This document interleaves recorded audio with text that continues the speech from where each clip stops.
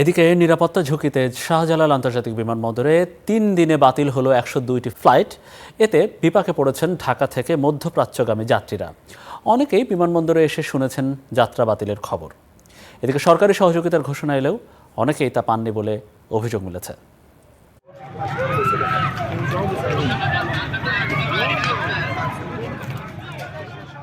উপসাগরীয় দেশগুলোতে ইরানি হামলার প্রভাব পড়েছে সারা বিশ্বের আকাশপথে, আর এর আঁচ লেগেছে দেশেও। শনিবার বিকেল থেকে একের পর এক বাতিল হচ্ছে নানা এয়ারওয়েজের ফ্লাইট, আর এতে সবচেয়ে বেশি বিপাকে পড়েছেন মধ্যপ্রাচ্যগামী শ্রমিকেরা। অনলাইনে ফ্লাইট চলাচলের খবর দেখে বিমানবন্দরে ফ্লাইট বাতিলের তথ্য পেয়েছেন লক্ষ্মীপুরের হৃদয়। 10 তারিখে আমার ভিসার মেয়াদ শেষ।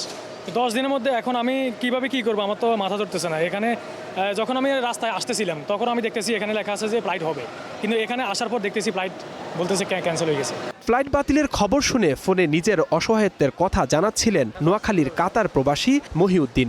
পরিবারে মানে বিদায় লই আছি, অনেকটা চলে যাবো, আবার দেশে যাবো, এটা খারাপ লাগতেছে না।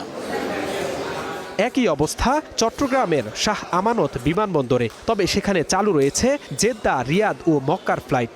ওরা বলতেছে যুদ্ধের কারণে এখন স্থগিত আছে, এটা কখন যাবে না যাবে, কয় তারিখ যাবে, এরা এখন কোনো সিদ্ধান্ত দিচ্ছে না আমাদেরকে। উদ্বিগ্ন হয়ে আছি, ওদেরকে কখন পাবো আমরা, মানে একটা টেনশন কাজ করে। এক ফ্লাইট একবার ক্যান্সেল হয়েছে, আবার গেছে, আবার ক্যান্সেল হয়েছে, এখন বিভিন্ন আছে দেশের অবস্থা, মানে একটা আতঙ্কের মধ্যে আছে আমরা সবাই। মধ্যপ্রাচ্য চলমান যুদ্ধ পরিস্থিতি শিগগিরই সমাধানের প্রত্যাশায় দিন গুনছেন আকাশপথের যাত্রীরা।